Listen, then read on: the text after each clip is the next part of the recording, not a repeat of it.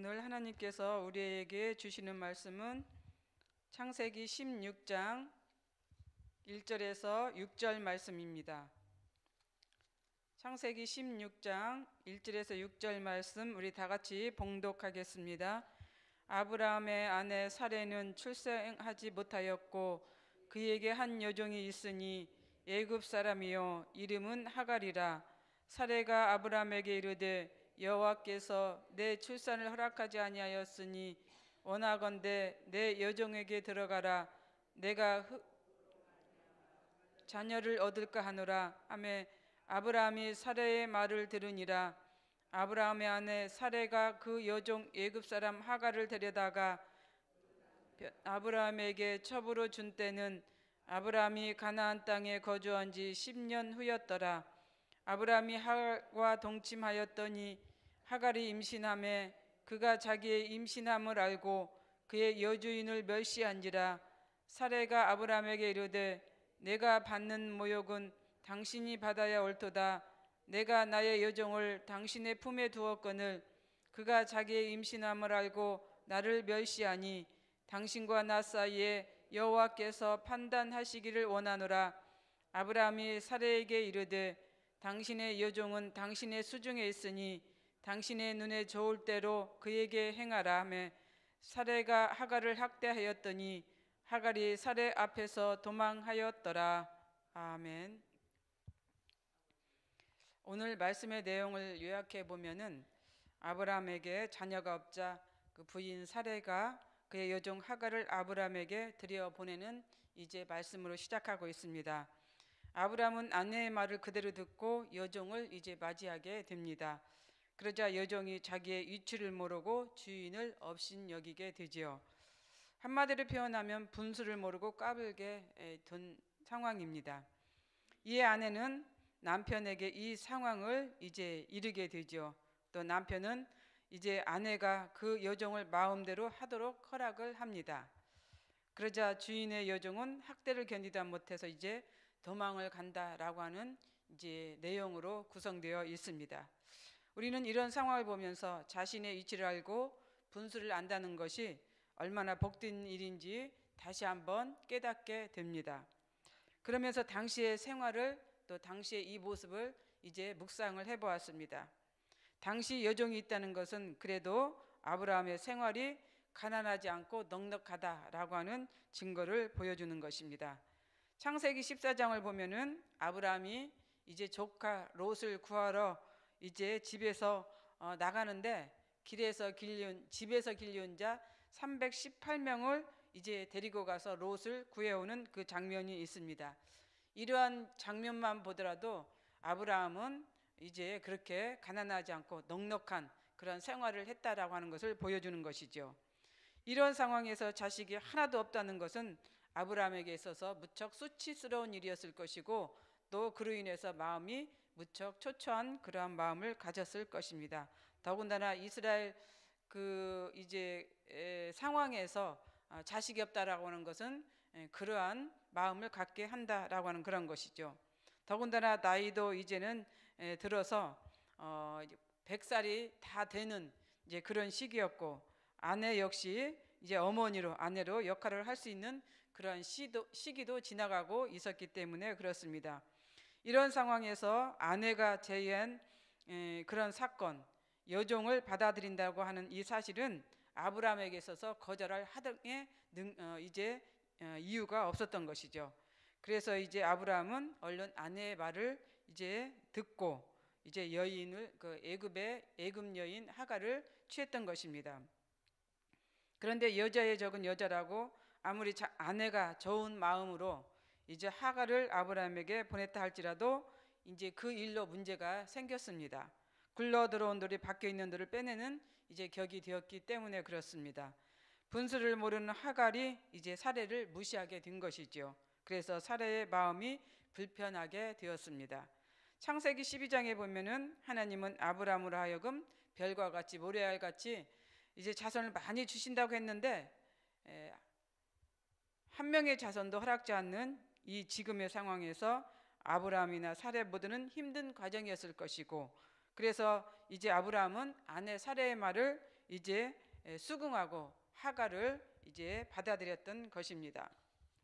우리가 또 여기서 알아야 할 것은 아브라함은 하나님의 약속을 믿지 못했다라고 하는 그런 사실입니다. 하나님이 주신 언약도 무시해 버린 것이지요. 사실 만약 무시하지 않고 믿었다면은 현재 사례와 하갈과의 갈등이 일어나지도 않았을 것입니다. 또 아브람과의 갈등도 없었을 것입니다. 믿지 못하고 무시한 결과가 집안이 흔들리는 이제 이러한 그 상황이 초래를 하게 되었고, 화목과 평화가 깨졌고 가정 파탄이 이제 일어나게 된 상황을 우리는 알 수가 있습니다. 이 문제가 비단 아브라함의 가족의 문제만은 아닐 것입니다. 이러한 일들은 오늘날까지도 이어지고 있는 것을 우리는 볼 수가 있습니다. 하갈에 의해 태어난 자손과 또 사라에게서 태어난 자손과 끊임없이 갈등을 일으킨다라고 우리는 그렇게 이제 많은 목회자들에게 이야기를 듣고 있습니다. 그러면서 이제 전 세계적으로 공포 분위기도 일어나는 이러한 그 상황도 우리는 결코 무시할 수만이 없는 그런 상황을 우리는 알 수가 있는 것이죠.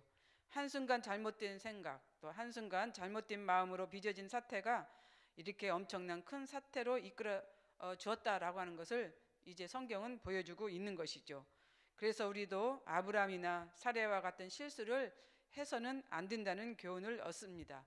물론 여기에서 말하는 의미는 이제 그 아브라함과 사레, 하갈 이런 어떤 그 복잡한 자식의 문제, 여인의 문제를 여기서 말해주고 있는 것이 아닙니다. 어떠한 일이라도 우리는 이제 신중히 생각해야 된다라고 하는 것을 여기서 말씀을 드리는 것입니다.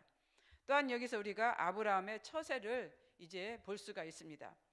사례의 말을 듣고는 고려해보지도 않고 덥석 그 의견을 이제 받아들인 이 아브라함, 이제 그러한 상황 속에서 문제가 생기자 사례에게 그 문제를 떠넘기는 이러한 모습을 이제 아브라함은 보여주고 있는 것입니다.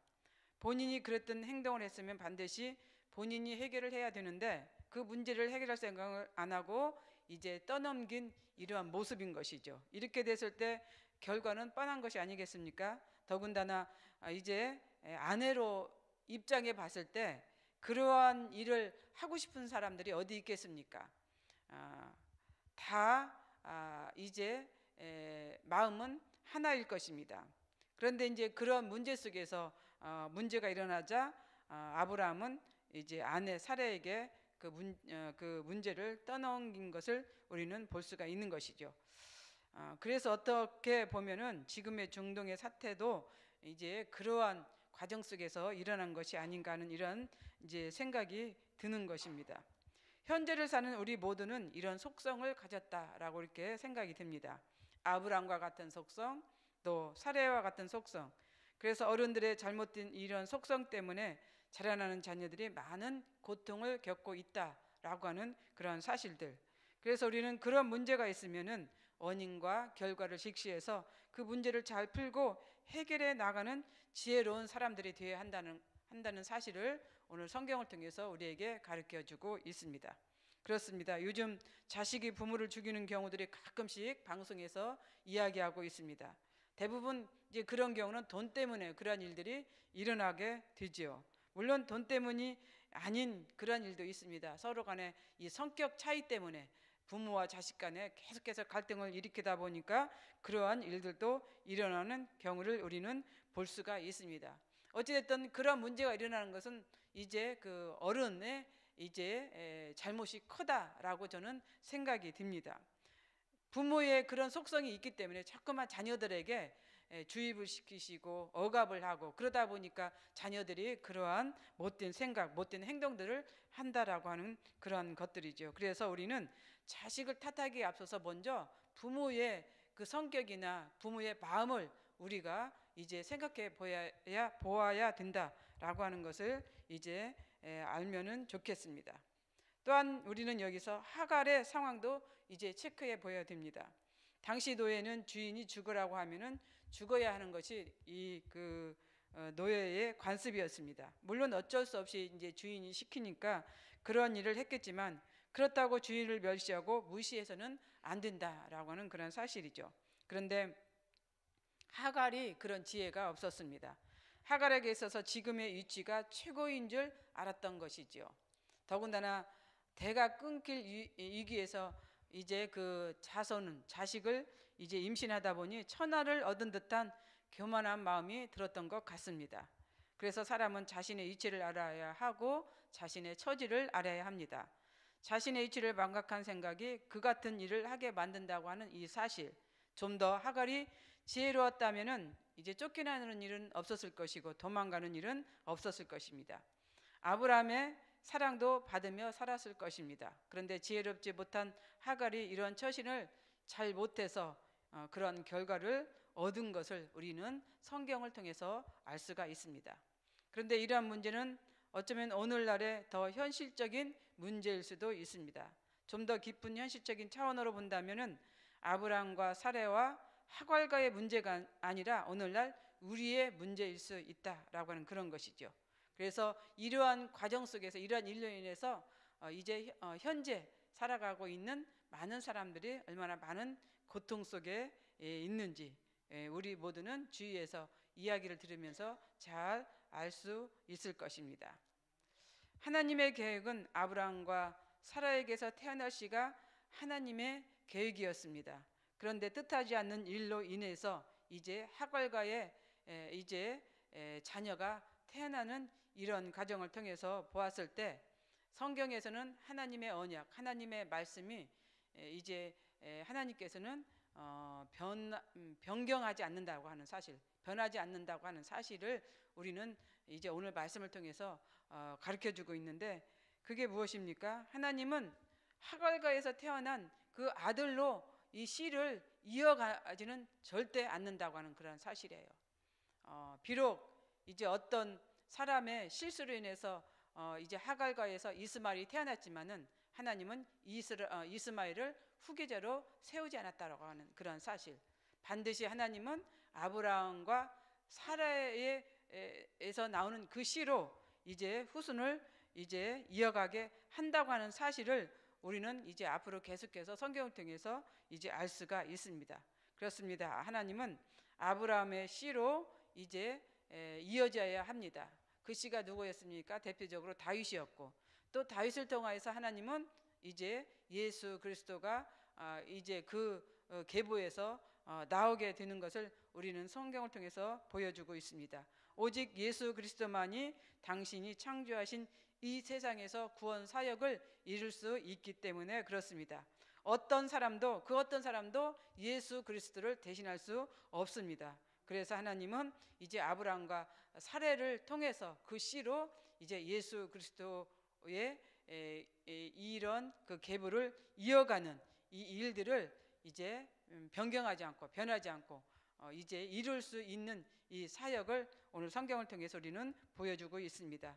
그렇습니다. 하나님께서 약속하신 것은 절대 변하지 않는다고 하는 이 사실, 또 하나님께서 또 우리와 또 여러분들에게 주신 그 언약 역시도 변하지 않는다고 하는 이 사실을 기억했으면 좋겠습니다. 그래서 우리는 이 세 사람, 즉 아브라함과 사레 그리고 하갈과의 상황에서 아브라함이 되어서도 사레가 되어서도 하갈이 되어서도 안 된다고 하는 이 사실을 기억하시는 우리 모두가 되시기를 바랍니다. 기도하겠습니다. 사랑과 은혜가 풍성하신 하나님 감사합니다. 하나님은 우리를 만세전부터 택하셨습니다. 그리고 이 땅에 이제 보내시기로 작정을 하셨고 이제 하나님께서는 언약을 하셨습니다. 창세기 시편 139편에 보면은 하나님은 우리를 만세전부터 아셨다라고 이렇게 기록을 했는데 거기에서도 생명책에 기록되기 전부터 우리를 아셨다라고 이렇게 말씀하셨습니다. 우리를 형질로 만들어지기 전부터 우리를 아신 하나님 우리를 너무나 잘 알고 있습니다. 우리는 하나님의 형상대로 이제 만들어졌고 그래서 하나님의 형상대로 하나님의 속성대로 하나님의 뜻대로 살아가야 합니다. 그런데 우리는 그 뜻대로 살지 못하고 살 때가 얼마나 많이 있는지요. 그렇게 되는 것은 늘 끊임없이 악은 우리를 공격해하고 우리를 괴롭히고 있기 때문에 그렇습니다. 우리는 그러한 것에 짓눌리지 않게 하여 주옵소서. 이길 수 있게 하여 주옵소서. 그래서 나아갈 수 있는 우리가 되게 하여 주시옵소서. 오늘 또 이제 이 말씀을 통해서 우리가 이 땅에 살아가는 이 삶이 어떠한 그 생각과 행동으로 살아가야 하는지를 정말로 잘 생각하고 깊이 묵상하면서 그런 삶을 살아갈 수 있는 하루가 되게 하여 주시옵소서. 감사드리오며 예수님의 이름으로 기도드리옵나이다. 아멘.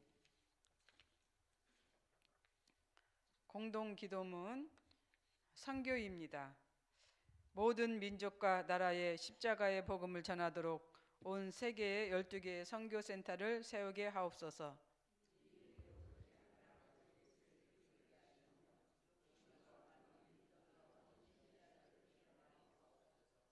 성경에 기록된 약속대로 주님께서 다시 오실 때까지 이 아름다운 발걸음이 강물처럼 들불처럼 이어지게 하시고 주님 뜻이면 어디든 순종하며 나가는 선교 공동체에게 하옵소서. 한 사람을 사랑하고 찾으시는 하늘 아버지의 마음이게 하옵소서. 아멘. 주님이 가르쳐 주신 기도 드리겠습니다. 하늘에 계신 우리 아버지, 아버지의 이름을 거룩하게 하시며 아버지의 나라가 오게 하시며 아버지의 뜻이 하늘에서와 같이 땅에서도 이루어지게 하소서. 오늘 우리에게 일용할 양식을 주시고 우리가 우리에게 잘못한 사람을 용서하여 준 것 같이 우리 죄를 용서하여 주시고 우리를 시험에 빠지지 않게 하시고 악에서 구하소서. 나라와 권능과 영광이 영원히 아버지의 것입니다. 아멘.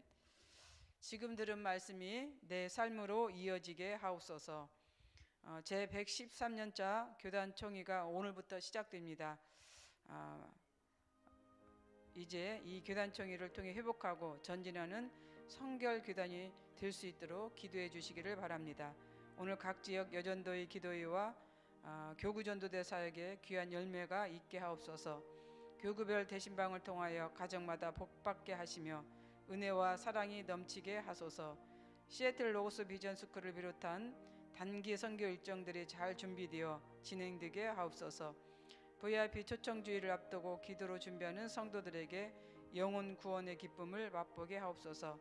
대한민국의 위상을 높여주시고 국제적으로 인정받는 나라가 되게 하옵소서. 또 여러분 공동 기도 제목과 여러분들이 가지고 오신 기도를 하나님께 올리신 후에 각자 삶의 자리로 나아가도록 하겠습니다. 기도하겠습니다.